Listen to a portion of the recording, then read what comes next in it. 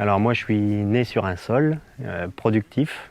C'est aussi quelque chose sur laquelle on n'est que de passage. C'est quelque chose qui est plein de vie en surface mais qui est aussi plein de vie en dessous.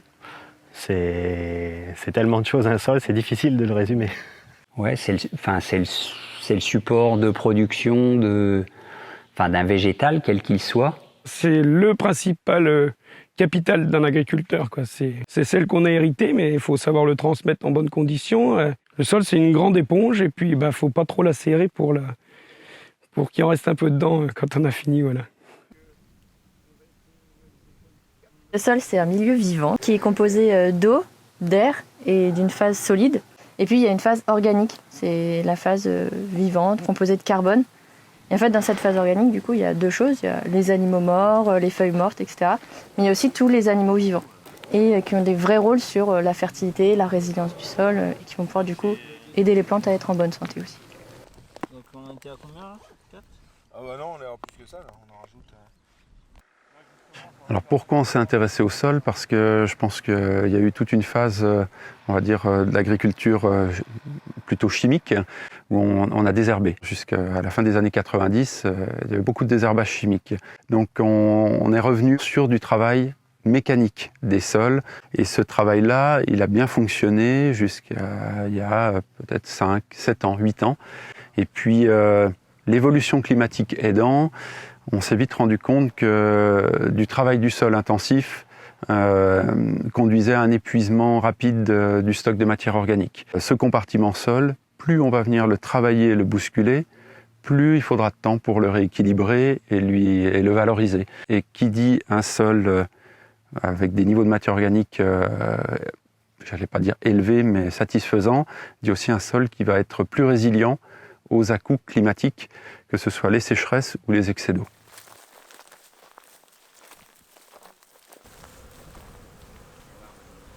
Donc le sol chez nous, c'est un outil de production. Ça fait même partie du patrimoine de l'exploitation. Depuis une trentaine d'années, au niveau de l'exploitation, on s'est intéressé aux caractéristiques chimiques et physiques du sol. Et aujourd'hui, à travers le programme REVA, l'idée, c'est de s'intéresser à ces caractéristiques ou à ces spécificités biologiques. Le projet REVA, il faut le prendre déjà comme un outil. C'est un outil de diagnostic en fait, qui va vraiment être basé sur tout ce qui va être bien sûr la qualité biologique des sols et donc son activité biologique. Cet outil va permettre de connaître la qualité biologique du sol en fonction des pratiques qui ont été faites sur la parcelle, donc en fonction des pratiques de l'agriculteur. Ça c'est intéressant parce que jusqu'à maintenant on avait plutôt tendance à considérer le sol comme un support. On analysait les éléments minéraux, mais on n'allait pas trop s'intéresser à ce qui se passe dessous. Et en fait, on a parfois des échecs de culture et on ne sait pas toujours pourquoi. Et à mon avis, la vie du sol peut permettre d'expliquer ces échecs-là. Ou même des réussites qu'on ne comprend pas toujours non plus.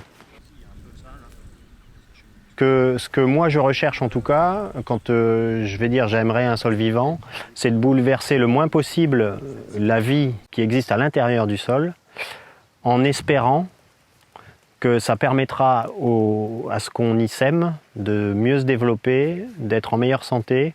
L'objectif, c'est jamais d'aller, pour moi, dans l'extrême d'un côté ou de l'autre, ou ne rien faire, ou trop intervenir. Il faut trouver le juste équilibre pour que tout s'harmonise. Qu'on puisse vivre avec ce que le sol nous donne, sans le dénaturer et perdre tout le côté bénéfique qu'il peut amener, quoi.